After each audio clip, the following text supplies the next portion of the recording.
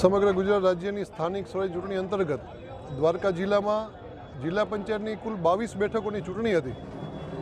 એમાં 2013 પછી દ્વારકા જિલ્લો અલગ પડ્યો। ત્યારથીના ભૂતોનો ભવિષ્ય ઐતિહાસિક લીડની 22માંથી 18 સીટોમાં ભારતીય જનતા પાર્ટીના કમળ ઉમેદવારો વિજેતા થયા છે।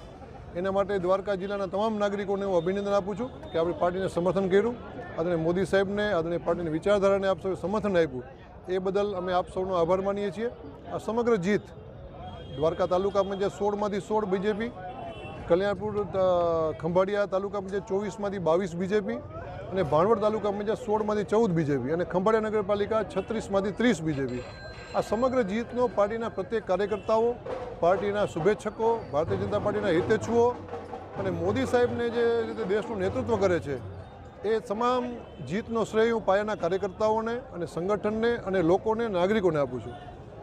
આગામી દિવસોમાં સ્થાનિક સ્વરાજ એટલે કે તાલુકા પંચાયત, નગરપાલિકા, જિલ્લા પંચાયતમાં ભારતીય જનતા પાર્ટીના જે પણ જીતેલા ઉમેદવારો છે એ સતત 5 વર્ષ લોકોની વચ્ચે રહી અને લોકોમાં જે લોકોએ ભરોસો મૂક્યો છે, ભરોસો સાર્થક થાય, પાર્ટી ઉપર જે ભરોસો મૂક્યો એ ભરોસો વિશ્વાસ ફરી એમનો ઊભો રહે, એ રીતે આ સૌ કાર્યકર્તાઓ મહેનત કરશે અને પાર્ટીના જનાદેશને સૌ અમે ફરીથી વધાવીએ છીએ। આજે વિજય સભામાં મોટી સંખ્યામાં લોકોએ સમર્થન આપ્યું છે। દ્વારકા જિલ્લામાં આગામી દિવસોમાં કોંગ્રેસ મુક્ત દ્વારકા જિલ્લો બને એ માટે ભગવાન દ્વારકાધીશના આશીર્વાદ કાયમ રહે એવી સૌને પ્રાર્થના કરી છે અને સૌ લોકોનો આભાર માન્યો છે।